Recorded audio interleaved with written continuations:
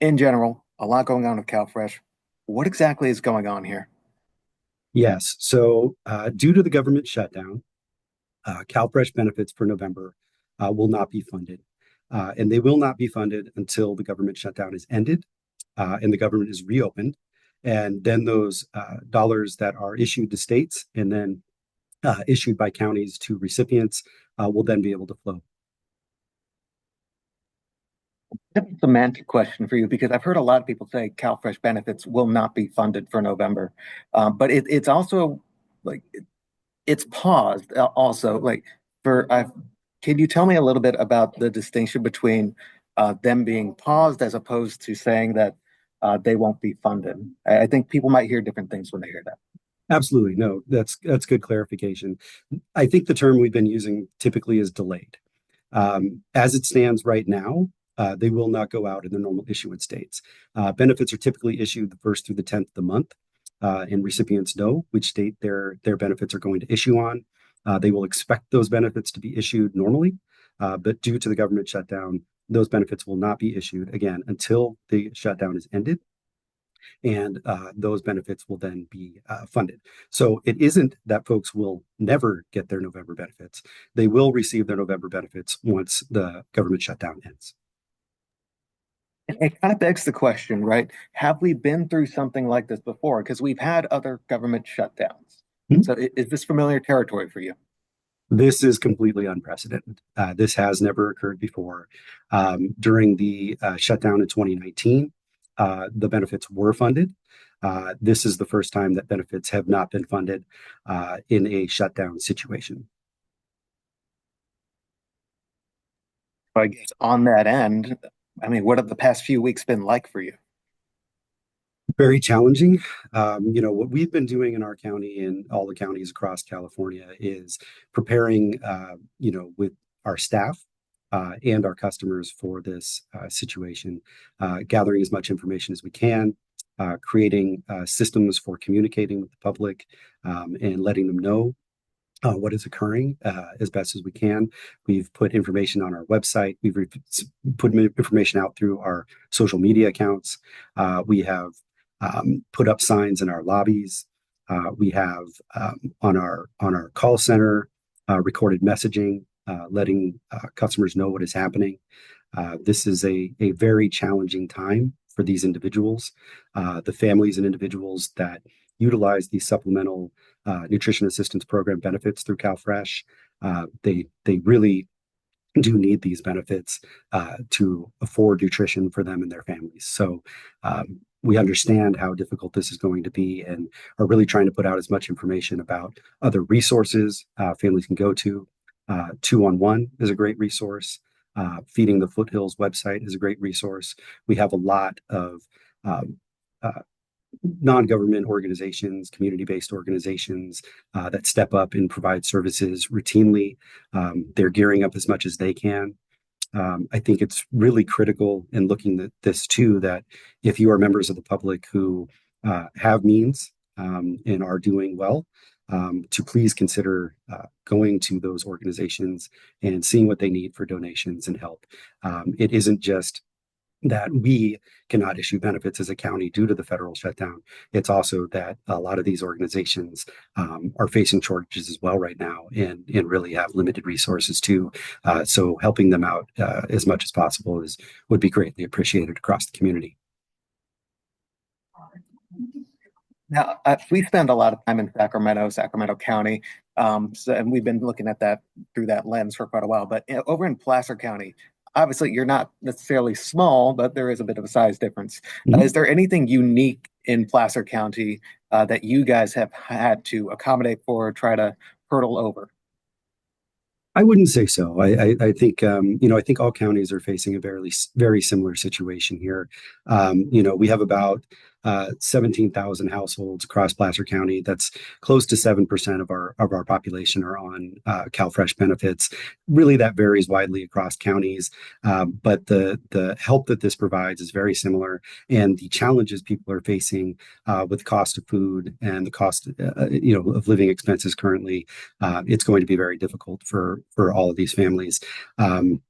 We are like I said, making preparations for how best to serve the public, get this information out there, and provide resources that we know of across the county to help mitigate this time for those families as best as possible until the shutdown ends.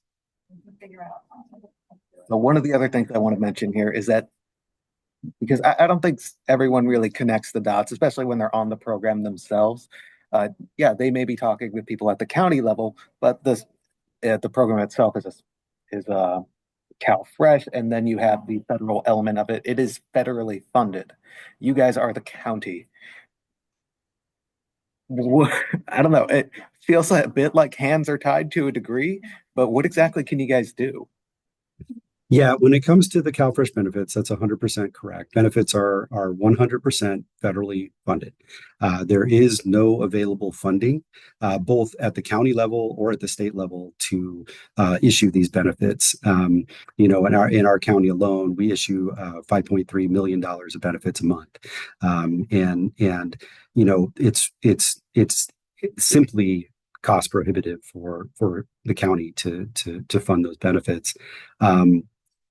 Until the government shutdown is ended, we simply can't issue benefits. So that's why all of these community supports and other avenues for folks to find support are going to be so critical during this time as we head into November. And where have you been directing people to when they reach out to you guys? Who is the speed dial list? Yeah, I think there's a couple of great resources out there. We have 211. You can go to 211's website or you can call 211. They have access to a lot of different resources and services throughout the county. Like I mentioned before, you can go to Feeding the Foothills website. They serve Placer County, parts of El Dorado, and parts of Nevada County as well. They're a great resource. The California Association of Food Banks website is another good website to go to find resources. And we certainly have other information available to members of the public regarding other food closets and food banks that can be accessed. And a bit of a clarification in terms of, I guess, something coming from the state level, but the governor had some headlines about 80 million being sent to support food banks. Is this something you guys have any type of role in, even like regarding access to them, or is it just limited to food banks? Yeah, that money goes directly to the food banks in order to help them purchase more food, in emergency food in these types of situations.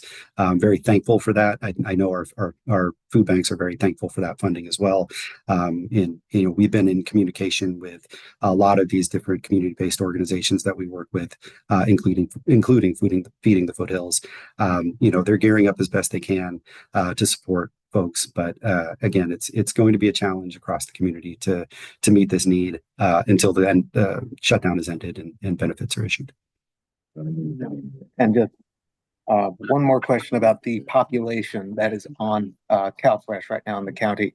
You mentioned a specific number, but I'm kind of curious, who are the people behind that number? Are they children? Are they families? Like, is there a demographic that they all tie into? Yeah, the one of the beauties of SNAP and CalFresh here in California, SNAP being the federal program that CalFresh is, it serves an incredibly diverse group of people. We have families, we have veterans, we have former foster youth and current foster youth, we have elderly and or disabled individuals. We have homeless individuals. There is just a tremendous varied demographic that this program serves. Certainly, we have a lot of children on the program and families, but we also have a lot of individuals. The program was expanded to individuals who receive SSI, SSP many years ago, and we have a very large population now of elderly or disabled individuals on the population, in our population for that reason. So it's going to affect a lot of people across the community. In the Placer County right now, in terms of people on CalFresh, if you want to tell them where to stay tuned, where do they need to look? Yeah, so there is a frequently asked questions page on the California Department of Social Services webpage, where they are updating that on a regular basis as they are in communication with the United States Department of Agriculture Food and Nutrition Service. That is the federal entity that administers CalFresh to the states. There is also the EBT Edge app for those individuals who have an EBT account. I really caution everyone out there that hears this that has benefits to please make sure you are going to the official EBT Edge account and not any of the imposter apps that may be out there. And so those are really the best places to find information on the shutdown and benefits being issued. Ryan, I feel like we covered quite a bit there, but am I forgetting anything or even anything that you didn't have a chance to say that you want to? No, I think we covered a lot there. You know, I just really want to stress to anyone that sees this, for those folks on benefits, I've really been heartened by a lot of what I've seen online as far as people stepping up across the community, and hoping that we see that kind of outpouring of support to the entities across the county that work to supplement food with us as partners. And again, to really encourage everyone, if you have the means, please consider going to the California Association of Food Banks website, to Feeding the Foothills website, to Auburn Interfaith, to any of these organizations that help with food pantries and food closets across the county, and donate whatever you can. It's just really important to help these folks get through until the shutdown is ended. We don't know when the shutdown will end. No one knows that part, and so it's just going to be critical that we all work together to try to help this population out. Again, it's 17,000 households across Placer County, consisting of almost 29,000 individuals. That's just the impact in our medium-sized county. That's happening all across the state and all across the country right now. So.